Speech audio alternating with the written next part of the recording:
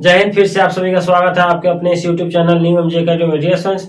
आज की क्लास में हम लोग कक्षा 10th क्लास के भौतिकी विषय से रिलेटेड हम लोग 1 से 9 लघु उत्तरीय प्रश्न को देखेंगे, जो बहुत ही इंपॉर्टेंट है डियर स्टूडेंट्स आपके बोर्ड परीक्षा 2023 के लिए। इसीलिए आप इस क्वेश्चन को लिख कर जरूर याद कर लीजिएगा।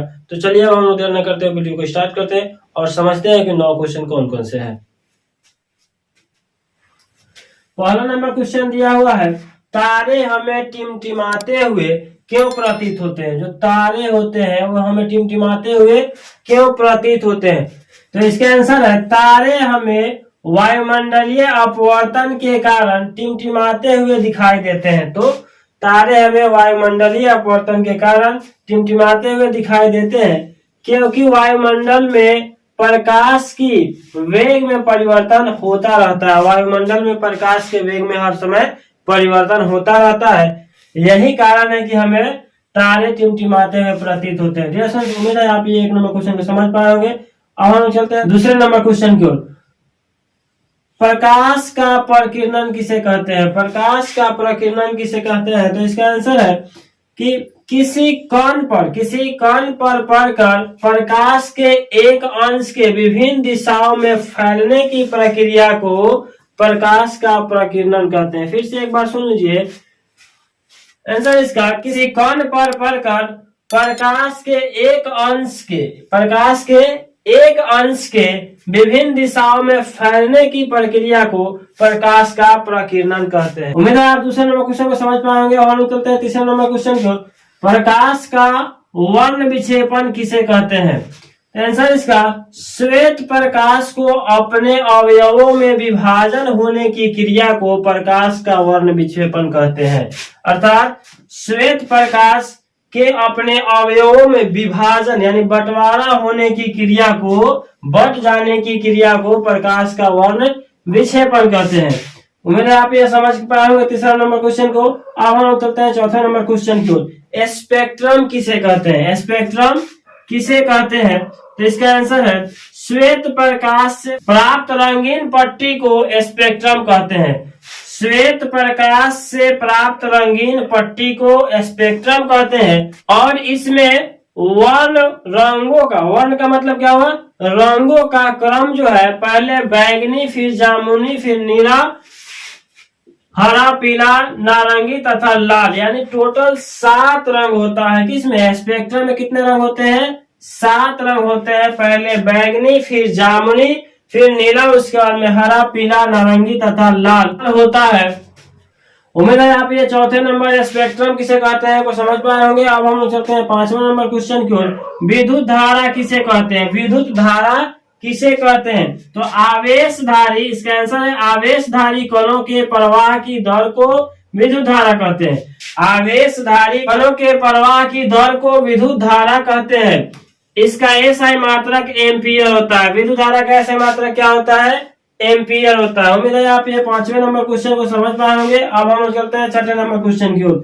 चालक पदार्थ किसे कहते हैं। चालक पदार्थ किसे कहते हैं। तो ऐसे पदार्थ जिनसे होकर विद्युत आवेश उनके एक भाग से दूसरे भाग तक जाता है उसे चालक कहते हैं। जैसे तांबा, लोहा, चांदी, इस्पात इत्यादि।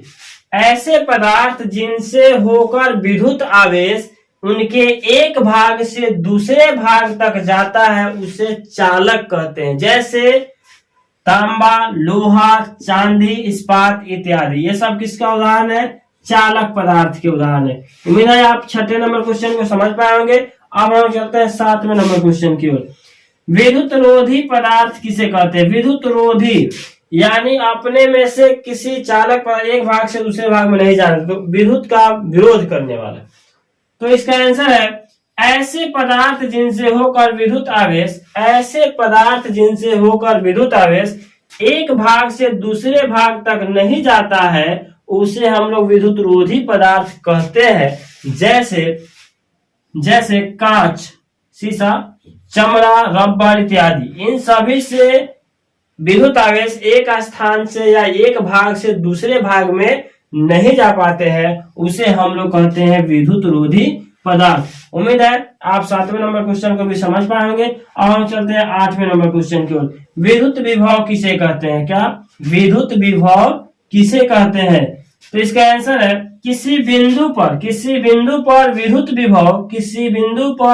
विभव कार्य का वह परिणाम है जो प्रति एकांक आवेश को अनंत से उस बिंदु तक लाने में किया जाता है, उसे विद्युत विभव कहते हैं। फिर से एक बार इसका आंसर सुन लीजिएगा।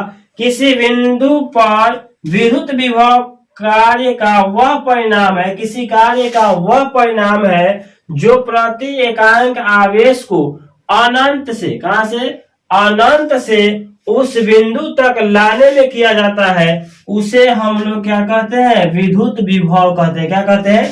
विद्युत विभव कहते हैं। उम्मीद है यार आप ये 8वें नंबर क्वेश्चन को भी समझ पाएंगे। अब हम चलते हैं 9वें नंबर क्वेश्चन की ओर, जो इस वीडियो का लास्ट क्वेश्चन है। ये क्वेश्चन भी बार बार पूछा जाता है एग्जाम में, इसीलिए आप इन 9 क्वेश्चन को लिख कर याद कर लीजिए, ताकि इसमें से अगर कोई भी क्वेश्चन आपके परीक्षा में आए, इतना तो तय है कि इसमें से आपके क्वेश्चन में एक न एक प्रश्न रहेंगे।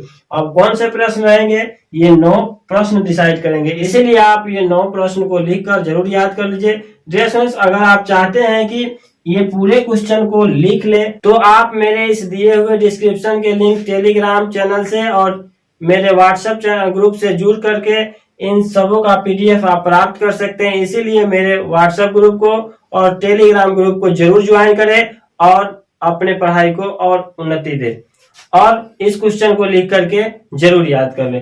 तो हम लोग समझ लेते हैं 9वें नंबर क्वेश्चन क्या कहना चाहता है। विद्युत परिपथ किसे कहते हैं? विद्युत परिपथ किसे कहते हैं? तो इसका आंसर है जिस पथ से, पथ का मतलब होता है रास्ता, पथ का मतलब क्या होता है? रास्ता।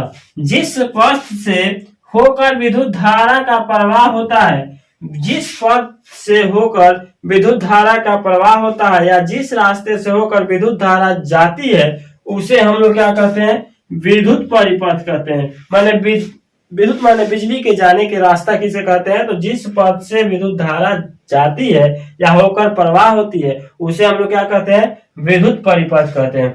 डियर स्टूडेंट्स, उम्मीद है आप ये 9 लघुत्तरीय प्रश्न को समझ पाएंगे। डियर स्टूडेंट्स, अगर आपको ये वीडियो पसंद आई हो तो प्लीज चैनल को सब्सक्राइब कीजिए, वीडियो को लाइक कीजिए तथा शेयर कीजिए, ताकि मेरी हर पावरफुल वीडियो आपके पास सफलतापूर्वक पहुंचती रहे। डियर स्टूडेंट्स, मिलते हैं हम लोग अगले वीडियो में, तब तक के लिए धन्यवाद। जय हिंद।